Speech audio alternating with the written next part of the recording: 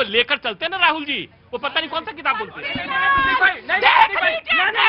गंभीर विषय है ये भारत का संविधान वो संविधान नहीं, वो फर्जी किताब है, लाल फर्जी किताब है, लाल फर्जी किताब है, लाल फर्जी किताब है। मैं आपको ले रहा हूँ।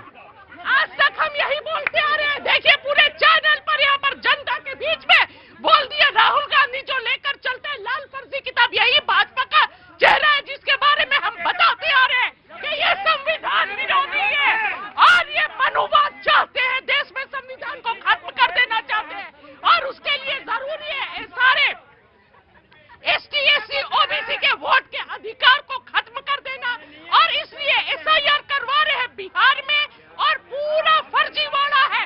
और एक बात और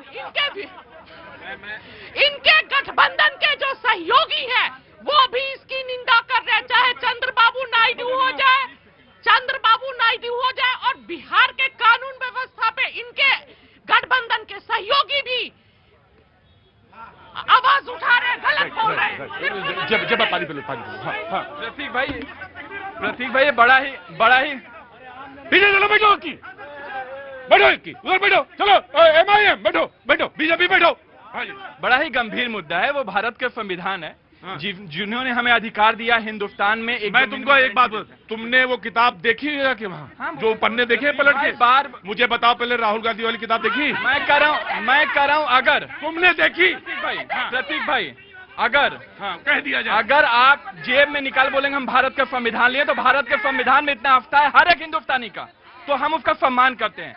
और दूसरी बात प्रतीक भाई, ये जितने भी लोग हैं, चाहे भारतीय जनता पार्टी हो, चाहे कांग्रेस पार्टी हो, चाहे कोई भी हो, मेरा अपना मानना है कि भारत का जो संविधान और भारत के लोकतंत्र है उसमें हमें आस्था रखना चाहिए, उसमें विश्वास रखना चाहिए। और जो आप वोटर की बात कर रहे हैं, नहीं, मैं आपसे एक सवाल पूछता हूँ। ऑफकोर्स अगर कह दिया जाए कि ये भारतीय संविधान है तो किसी को शक शुबा नहीं होना चाहिए और इसका सम्मान करना चाहिए और वो माथे पे ऐसे लगाया जाना चाहिए। लेकिन एक सवाल पलट के मैं आपसे पूछता हूं, क्या कोई भी किताब भारतीय संविधान हो सकती है? यह सवाल तो आपको भी जवाब देना पड़ेगा, क्योंकि भारतीय संविधान की किताब तो एक ही हो सकती है। तो सवाल, हाँ जी, संविधान लेकर घूमने की चीज नहीं है, उसका पालन करने की चीज है।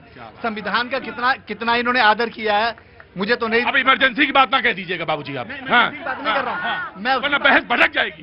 मैं तो सर एक बात कहना चाहता हूँ, कांग्रेस और कांग्रेस के प्रवक्ता, इन लोगों की बुद्धि पर मुझे तरस आता है। आज तक इन्होंने अपनी योग्यता से प्रधानमंत्री या कोई पद ये प्राप्त नहीं, कि सब सिंपैथी से प्राप्त किया है। नेहरू जी जैसे प्रधानमंत्री बने थे, सारी दुनिया को मालूम है, उनको कोई नहीं चाहता था। उसके बाद इंदिरा जी भी सिंपैथी पर बनी। मैं दे दूंगा आपको, बिल्कुल दे दूंगा। अगर कोई क्रिटिसाइज करेगा तो मैं सबसे पहले आपको दे दूंगा। नहीं, बोलने दीजिए ना, बोलने ना दीजिए। ये लोकतंत्र है, यही लोकतंत्र। कहाँ गए बाजी? तुम भी बाजी छुप जाते हो। हाँ, क्या हुआ? बिल्कुल सी बात बोल रहे हैं। कोई भी अपनी योग्यता के आधार पे प्रधानमंत्री नहीं बना। इंदिरा जी भी योग्यता के आधार पे प्रधानमंत्री नहीं बनी, राजीव जी भी नहीं बने, वो सिंपैथी के नाम पे बने। और आज भी सिंपैथी के नाम पे ही कांग्रेस का बंटाढार हो गया देश के अंदर, और आगे जाएगी भी नहीं कांग्रेस। कोई जानता नहीं था कांग्रेस आगे जाएगी भी नहीं। प्रतीक भाई, पराकाष्ठा देखिए, उस दिन ये हमारे मित्र हैं, उस दिन कह रहे थे कि 2014 से पहले जो चीनी थी वो खट्टी थी, 2014 के बाद मीठी हो गई मोदी जी के योगदान से। तो हिंदुस्तान में जितने भी प्रधानमंत्री हैं उनका योगदान रहा है। अभी अब वोटर की बात हो रही थी। मैं आ रहा हूँ, देखिए मैं आ गया।